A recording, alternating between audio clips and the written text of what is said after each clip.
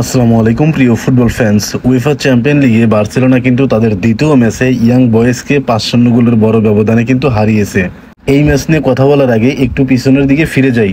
2024-25 মৌসুমের চ্যাম্পিয়ন লিগের প্রথম ম্যাচে বার্সেলোনা কিন্তু মোনাকোর বিপক্ষে 2-1 গোলে হেরে যায়। এদিকে বার্সেলোনা লিগ ম্যাচে ওসাসুনার বিপক্ষে 4-2 গোলের বড় ব্যবধানে কিন্তু হেরে যায়। আবার বার্সেলোনার 6 থেকে 7 জন ফুটবলার কিন্তু ইনজুরি, যার কারণে মনে হয়েছিল ইয়ং বয়েজের এই ম্যাচটা কঠিন হতে যাচ্ছে। কিন্তু এই ম্যাচে Robert Lewandowski, Lamine Yamal, Raphinha এবং মার্টিনেজের কল্যাণে ইয়াং বয়েজের বিপক্ষে কিন্তু 5-0 গোলের বড় জয় পেয়েছে। এখনো পর্যন্ত বার্সেলোনা 2 ম্যাচ খেলে 3 পয়েন্ট নিয়ে পয়েন্ট টেবিলের কিন্তু 10 নম্বর স্থানে রয়েছে। এই ম্যাচে বার্সেলোনার বল পজিশন ছিল 70%, অপরদিকে ইয়াং বয়েজের বল পজিশন ছিল 30%। বার্সেলোনা এই ম্যাচে টোটাল শট নিয়েছিল 21টি এবং সেখানে 8টি ছিল ওয়ান টার্গেট। অপরদিকে ইয়াং বয়েজ টোটাল 5টি কিক নিয়েছিল, যার একটি ছিল ওয়ান টার্গেট। এই ম্যাচে বার্সেলোনা 4টি বিগ চান্স ক্রিয়েট করেছিল, তার 3টিতেই কিন্তু স্কোর করেছে আর একটি বিগ চান্স কিন্তু মিস করেছে। এখানেও ইয়াং বয়েজের চেয়ে বার্সেলোনা কিন্তু অনেকটাই এগিয়ে। এই ম্যাচে বার্সেলোনার স্কোয়াডের দিকে যদি তাকাই তাহলে দেখা যায় বার্সেলোনা কিন্তু 4-2-3-1 এই ফরমেশনে খেলেছেন।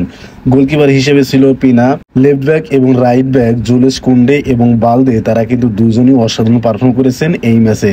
সেন্টার ব্যাক পাও কুবার্সি এবং মার্টিনেস এরাও কিন্তু দারুণ ছন্দে ছিলেন এই ম্যাচে। বিশেষ করে মার্টিনেস কিন্তু একটি গোলও করেছিলেন। এই ম্যাচে বার্সেলোনার হয়ে ডিফেন্সিভ মিড কন্ট্রোল করেছে ক্যাসাডো এবং পেদ্রি। বিশেষ করে পেদ্রি ওভারল্যাপিং করে কিন্তু এই অ্যাটাকিং মিডফিল্ড জোনে চলে এসেছেন এবং একাধিকবার কিন্তু ফাইনাল থার্ডে থ্রু বল পাস করেছেন, যেটা আমরা কিন্তু এই ম্যাচে দেখেছি। ফরওয়ার্ড লাইনে সাধারণত লামিন ইয়ামাল রাইট উইং হিসেবে খেলেন এবং লেফট উইং হিসেবে অনেক ম্যাচেই দেখা গেছে রাফিনহাকে, কিন্তু এই ম্যাচে রাফিনহাকে কিন্তু নাম্বার 10 পজিশনে আমরা দেখতে পাইলাম। আর ফেরান তোরেসকে খেলানো হয়েছে লেফট উইঙ্গার হিসেবে। আর বরাবরের মতোই নাম্বার 9 হিসেবে রবার্ট লেভানডস্কি কিন্তু দারুণ ছন্দে রয়েছেন এবং তিনি কিন্তু নাম্বার 9 হিসেবে খেলে থাকেন। আর এই ম্যাচে রবার্ট লেভানডস্কি কিন্তু 2টি গোলও করেছেন। আর এই ম্যাচের সবচেয়ে গুরুত্বপূর্ণ খেলোয়াড় হলো রাফিনহা।